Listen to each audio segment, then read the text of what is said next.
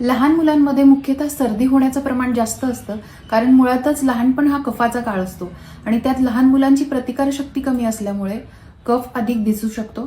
त्यात सकाळी सकाळी जर ते नुसतंच दूध पित असतील तर त्यामुळे कफ वाढू शकतो. त्यामुळे काही विशिष्ट आयुर्वेदिक वनस्पतींनी सिद्ध केलेलं दूध देणं मुलांना सुरू करा. दुधामध्ये आधी ज्येष्ठ मध, हळद, वेलची पावडर, सुंठ पावडर पाव चमचा घेऊन त्यामध्ये थोडी खडीसाखर घालून हे दूध उकळून घ्या आणि नंतर मुलांना प्यायला द्या. यांनी मुलांना कफ होणार नाही आणि शिवाय प्रतिकारशक्ती सुद्धा वाढेल.